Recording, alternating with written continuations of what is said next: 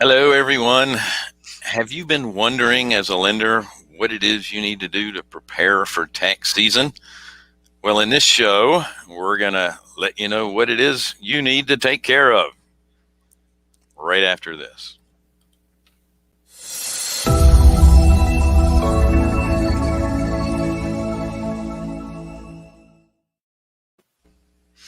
Hi, everyone. I'm Bill Fairman. This is Wendy Sweet and Jonathan Davis. We are your hostesses with the mostesses for the passive income active wealth show. We have to change the name. If we can't say the name over and over and over again, I think it might be a problem. No, it's only a problem for me. The Admirals Club. So, yeah, by the way, we are broadcasting. I haven't had any free beverages yet other than a latte. We are broadcasting live, except for Jonathan. He's got his I'm not live. Grass skirt. This is pre-recorded. Yes. We're in the Charlotte Douglas Airport, ready to fly out to parts unknown. But how you doing, Jonathan? Great. It's Miss not having you in the same room. I know. I took advantage of you all not being here. I was productive. I got my whiteboard put up on my wall. It's actually starting to look like an office here now. Excellent. Yeah. Well, we are Carolina Capital Management. We are a lender.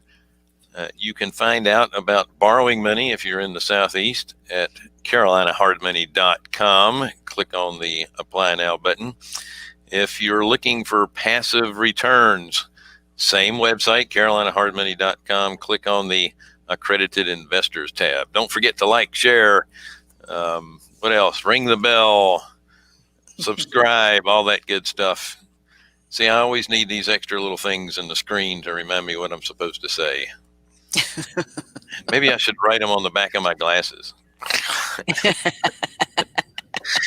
And yes, this is the Ask an Ugly Question segment. And if you have any questions or comments, you can add them to the chat on the right side of your screen or underneath, depending on the platform that you are watching us on. And even if this is recorded and you're watching it at a later date, you can still utilize the chat, and we still have folks that look at it and respond. Hopefully it's an answer you want. That's right. No, well. Next time. That's right. So as it is every week when we do this show, we have some breaking news. So let me talk about breaking news momentarily.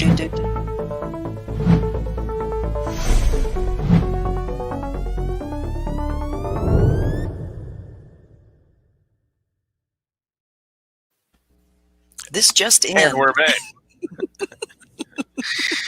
All right. So, the jobless claims were in again this week. And while they're still high in the 900,000 range, they were still below expectations. So they expected 100 or 910,000. They came in just slightly above 900,000. It's still high, no matter what you say. Yeah. Continuing claims, still a little over 5 million.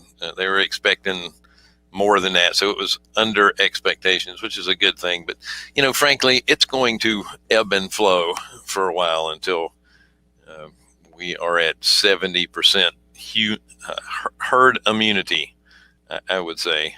And then even then, you're going to have people that are still going to be kind of afraid to go out and do things like they used to. The world obviously is changing, and the one thing I can say is that we all have pretty short memories. So in a couple of years, everybody will be back to going out and doing stuff like they normally did. Oh, I hope it won't even take a couple of years. If they they may not have the money to do it, but they'll be out. Yeah. Well, on the bright side, if you are looking for a job, construction companies are hiring as many people as they can. They are hurting right now for people, for bodies. Yeah. That said, housing starts were, I think it was 1.7 million $600,000. They were expecting $1,500,000.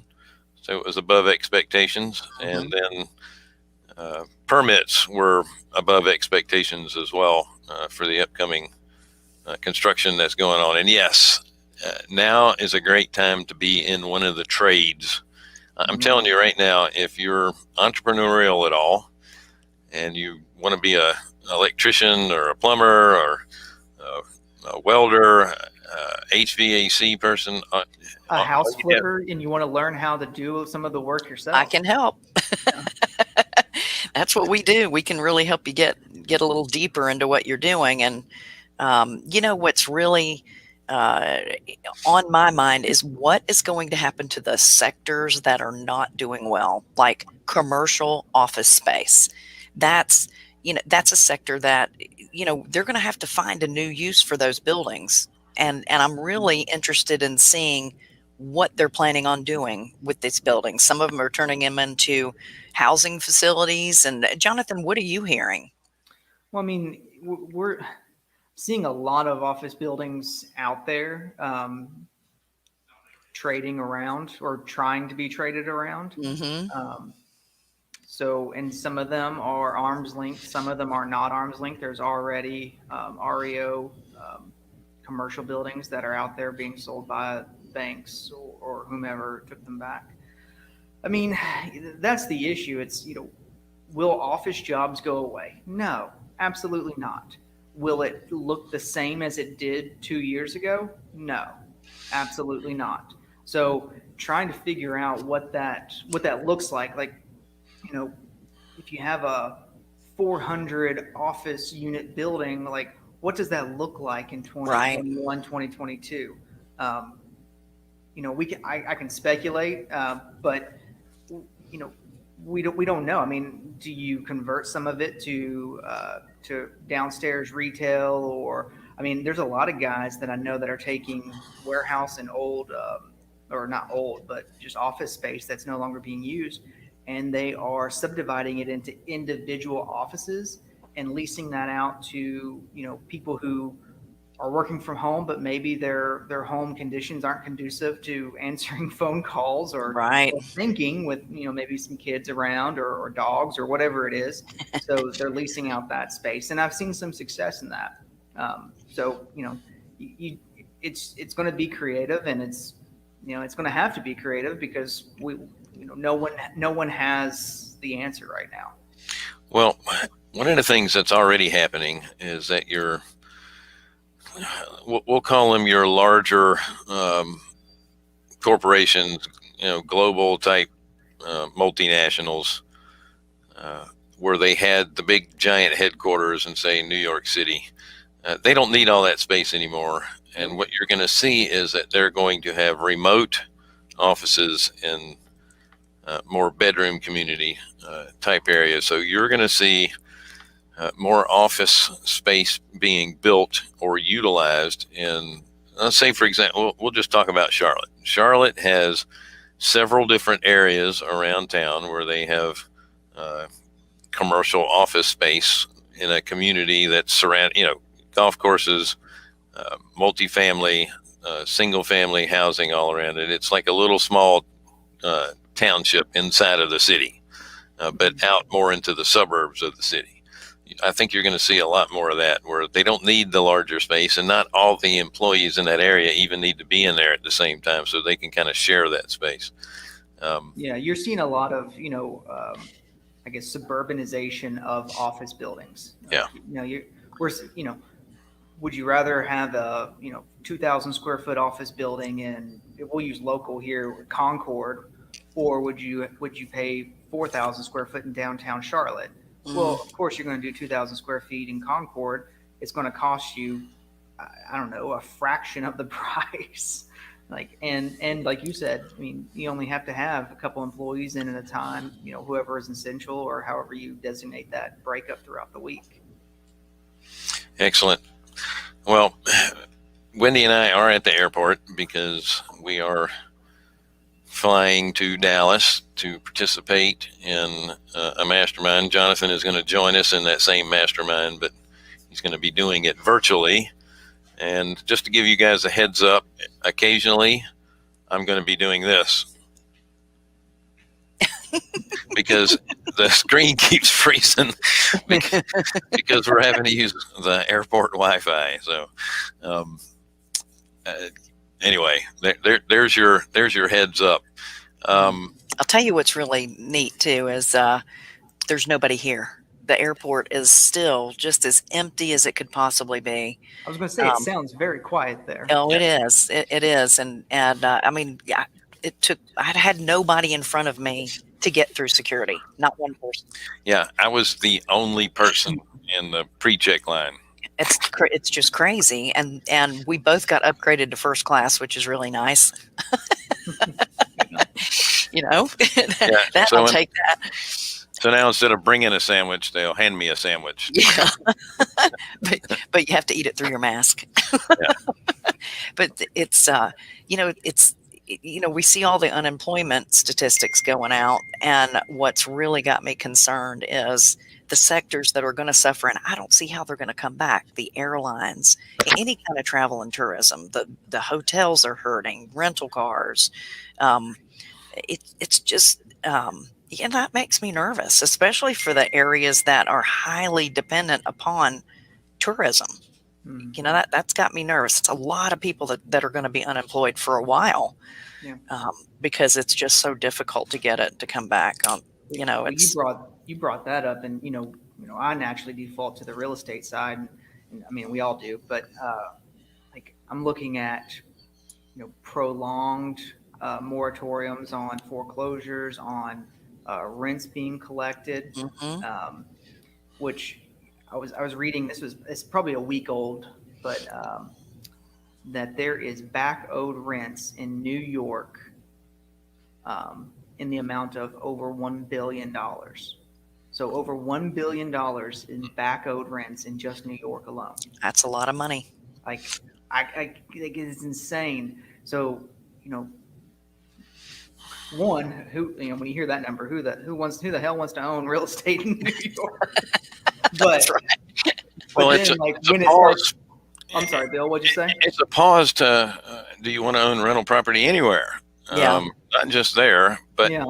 I was listening to one of the business channels this morning, and one of the guests was talking about the government help that's going out, the stimulus package, 2.7, and he was talking about money going out for foreclosure and eviction relief, and I'm thinking, well, I don't know anyone who's getting money from the government because their tenants aren't paying or their customers aren't paying their payments. Yeah. So what's that relief going? Where is that money going? Is it going to the person that lives in the house, or is it going to the landlord? Because I don't see any landlords getting any money. Do you? No, and I heard this morning it was being directed to the tenants. It doesn't even make any sense. Like, they have a moratorium on it, then you're going to give them more money. Well, I mean, some people are going to do the right thing, and that's true. But I imagine a lot of people, they can say, well, I can take this money and bring it's up a new car, or I can buy a new car or whatever it may be, because they see it as a lost cause on the building that they're already in, or the the room that they're already in, and they know they can't get kicked out. That's one of the things that just drives me nuts, is this assumption that if you own real estate, you can survive anything because you have really deep pockets. Right. Like, well, no, because there's taxes, there's insurance. There's a mortgage. There's all those things that are just building up that the landlord is responsible for, and they're not getting any income. And most landlords, I would say most, did not pay 100% cash for their real estate property. Mm-hmm. They owe debt on it. That's right. So it's just like, I don't know. I'm not saying don't help tenants, but I'm saying there's got to be some middle ground across the board for landowners as well as tenants. Right. Yeah. Well, the people that own property, they have mortgages in most cases that they have to pay. Exactly. And then and what we talk about is being lenders. It's individuals that can be lenders. It doesn't necessarily have to be the big banks. So that said, I want to do a couple of things quickly before we run out of time here and not answer the question. Well, that question real quick.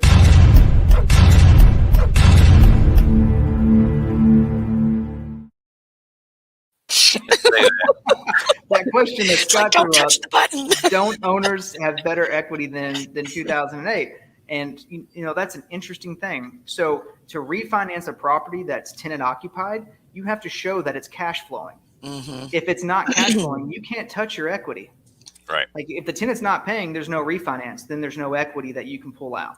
So equity doesn't make the payments, does it? Yeah, and it's a catch-22. You can't do anything there. Yeah. Yeah, but to answer your question, Scott, yes, there's a lot more equity than there used to because prices keep going up. But the only thing you can do with that equity is sell, and that's assuming somebody wants to buy a property that's not cash flowing because the tenant's not paying, and you can't get them out because there's a moratorium. Sounds like that's a market I want to buy right into. So we just did a loan for a guy who had a tenant in it when he bought the house, and he served him an eviction notice so he could, rehab it. And the guy's not moving, and there's nothing he can do about it right now.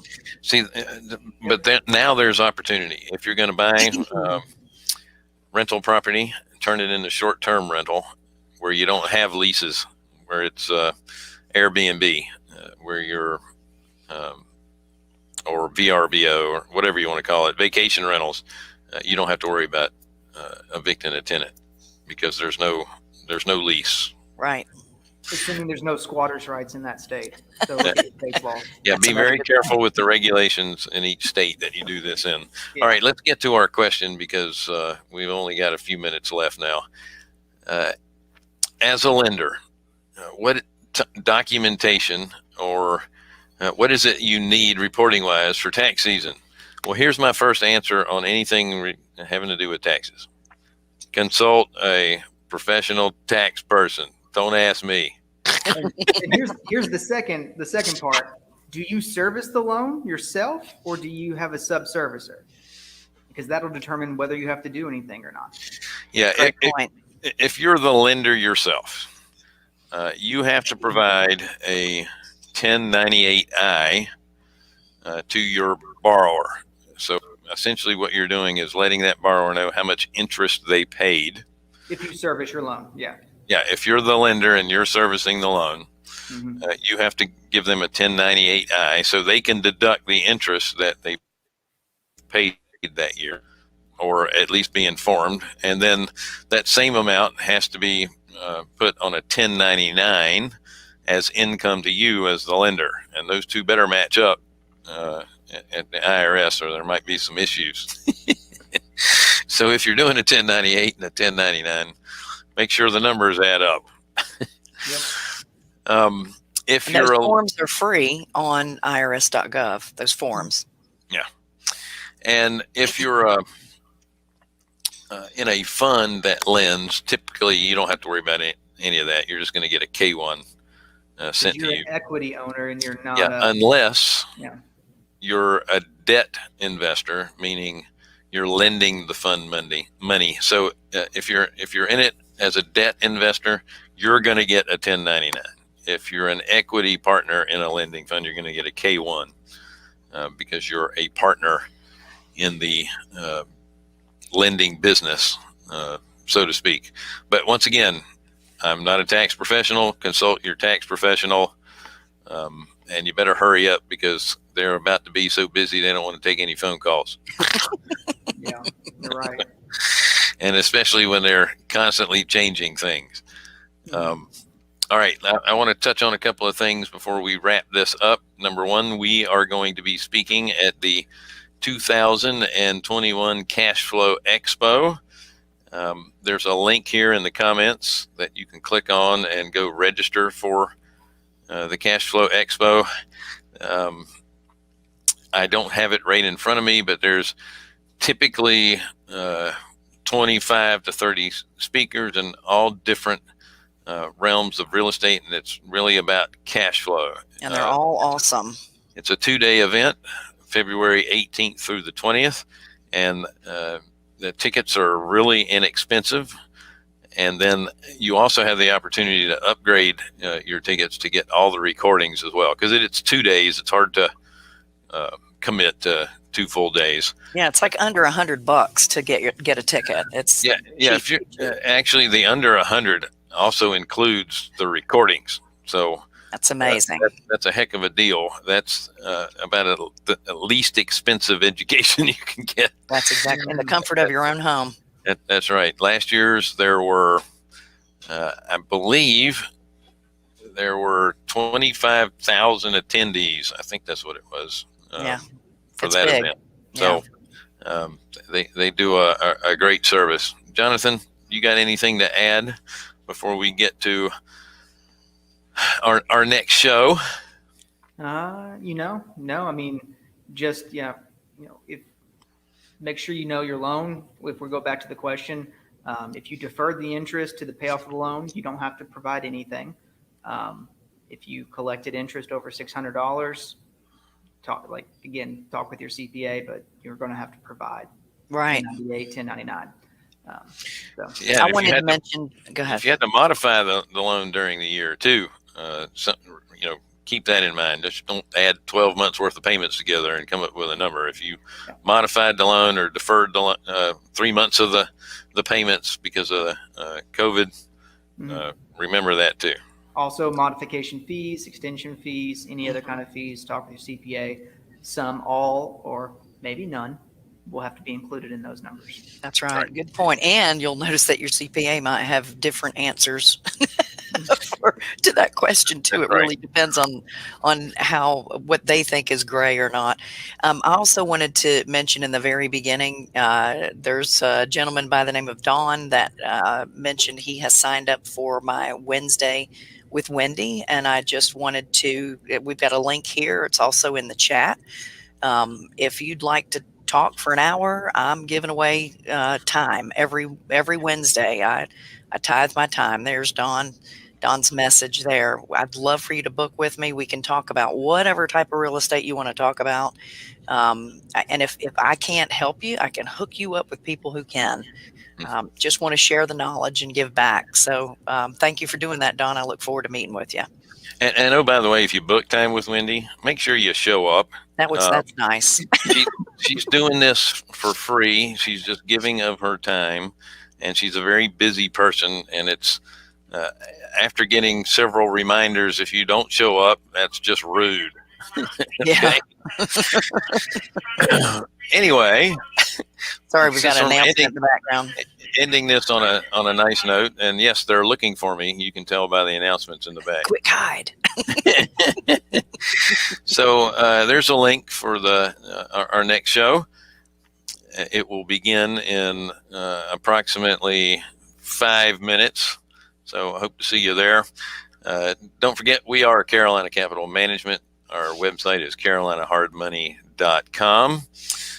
If you are a borrower and you're looking to borrow money in the Southeast, click on the Apply Now tab. If you're an investor looking for passive returns, then click on the Accredited Investor tab. Don't forget to like, share, subscribe, ring the bell, all that good stuff. And again, if you have any additional comments or questions, leave them over there in the chat. Look forward to seeing you either next week or in the next 5 minutes. Have a great day.